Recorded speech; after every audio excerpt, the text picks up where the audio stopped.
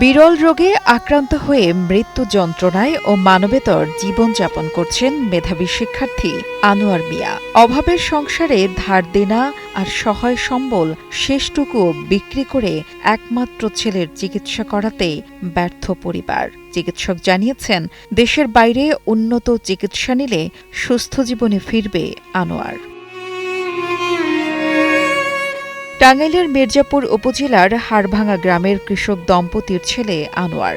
অভাব অনটনের সংসারে ছেলেকে ঘিরেই পরিবারের এক বুক আশা। ছোটবেলা থেকেই আনোয়ার ছিলেন অত্যন্ত মেধাবী। তার মা বাবা স্বপ্ন দেখতেন ছেলেকে বানাবেন ডাক্তার। তবে সামর্থ্য না থাকায় আনোয়ার ভর্তি হন প্যারামেডিকেলে। আনোয়ার আমরা অনেক কষ্ট করে অনেক আশা নিয়ে ওর পড়াশোনা করাইছি। ওর আব্বা কৃষিকাজ করে, হ্যাঁ, মানে পড়াশোনা করে ও প্রথমে মির্জাপুর কলেজে ভর্তি করালাম। ভর্তি করার পর বললাম আমি কোনো দিন তো পড়বো না, এই কলেজে পড়বো না, আমারে মেডিকেল আমারে করে দাও। তখন আমি ওই প্যারামেডিকেলে ওর পরীক্ষা দিলাম। ওখানে ও চান্স পাইল লোকে ঝিনাইদহ মানে চান্স পাইল। 4 বছর এখানে কুচ করে আসলো। করে আসার পর ওরে ঢাকা অতীশ দীপঙ্কর ইউনিভার্সিটিতে পড়াশোনা ভর্তি করে দিলাম। অনেক কষ্ট করে করছি, পড়াশোনা চালানোর শেষে ও ওই পড়াশোনার অবস্থায় ওর কুমুদিনী হাসপাতালে জব করতো, পাশাপাশি জব করে মনে ও আমার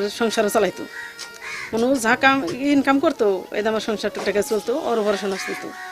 মনে 3 বছর ধরে অসুস্থতার কারণে মানে আমাদের যা কিছু ছিল এগুলা সবই ওর কারণে আমরা সবই শেষ দিছি। প্যারামেডিকেল পাশ করে ফার্মাসিস্ট হিসেবে চাকরি নেন মির্জাপুর কুমুদিনী হাসপাতালে। তার উপার্জনে ভালোই চলছিল সংসার। ছোট বোনকেও দিয়েছিলেন বিয়ে। কপালে সুখ যেন স্থায়ী হলো না, শরীরে বাসা বাঁধল এক বিরল রোগ। হঠাৎ আনোয়ারের মুখ বেঁকে যেতে লাগলো, সঙ্গে হাত পা। ধীরে ধীরে নিজের শরীরের নিয়ন্ত্রণ হারিয়ে ফেলেন তিনি। এই জিনিসটা আমি বুঝাইতে পারবো না, বলে আমার কেমন লাগে।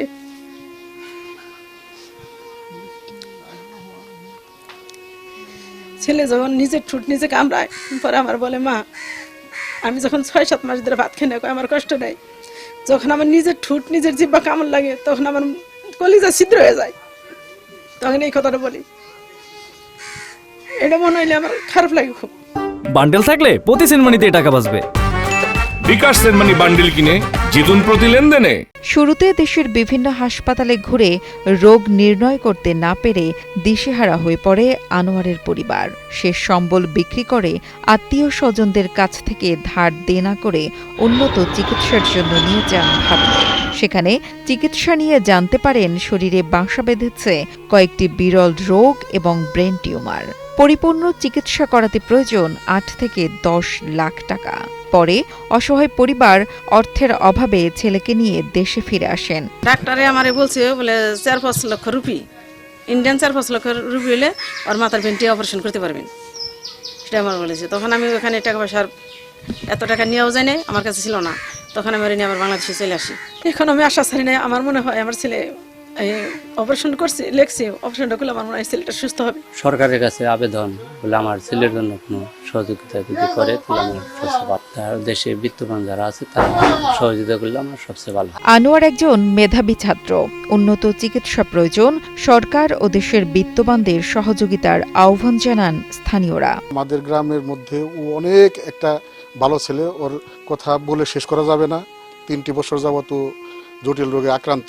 ওদের যে অর্থ সম্পদ যা ছিল এখন কিছুই নাই। আপনারা বিত্তবান যারা আছেন সমাজের বুকে, আমি তাদের কাছে আমার গ্রামের পক্ষ থেকে, ওর পক্ষ থেকে সবার সহযোগিতা কামনা করছি। তো অনুরোধ করতেছি যে আপনারা যে যা পারেন, যেভাবে পারেন ওর জন্য সহযোগিতা করেন। আমরা চাচ্ছি যে ওর হয়তো আপনাদের সহযোগিতা ওর কিছু একটা উপকার হবে। সরকার যদি সহযোগিতা করে তো আগের মতো যদি সুস্থ হয় সবার সাথে চলতে পারবো। অসুস্থ আনোয়ার জানান, দেশের ভুল চিকিৎসার কারণে তিনি ক্ষতিগ্রস্ত। বর্তমানে মুখ দিয়ে ভাত খাওয়াও ভুলে গেছেন। মুখ দিয়ে বাঁকা হয়, কথা বলতে খুব কষ্ট হয়, পেতে বলছে। পরে মাকে বলছে যে মা ভাত কিভাবে খাও, আমাদের খাওয়াটা বই লেগেছে। বাংলাদেশের আমার বাংলাদেশের প্রত্যেকটা জায়গায় এই যে নড়ি সরি এটা হচ্ছে আমি মনে করি বলো সহজ বলো আমার এই যে স্থানীয় ইউপি সদস্য বলেন, আনোয়ারের উন্নত চিকিৎসার জন্য প্রয়োজন প্রায় 10 লাখ টাকা। সকলের সহযোগিতা পেলে সুস্থ জীবনে ফিরবে আনোয়ার। আপনাদের কাছে আমার একটাই দাবি যে ওর জন্য যদি আপনাদের প্যানেলের দিকে যদি সহযোগিতা করতে পারেন, আর যারা আছে তারা যদি করে তাহলে ওর জন্য খুবই উপকার হবে। ওর মা বাবা ওর সেইটুকু চিকিৎসা করার সামর্থ্য মা বাবার নেই। একটু সহযোগিতার হাত বাড়িয়ে দিলে সুস্থ হয়ে স্বাভাবিক জীবনে ফিরতে পারে মেধাবী শিক্ষার্থী আনোয়ার। ফরমান শেখের পাঠানো তথ্য ও ভিডিও চিত্রে ডেস্ক রিপোর্ট, কালের কণ্ঠ।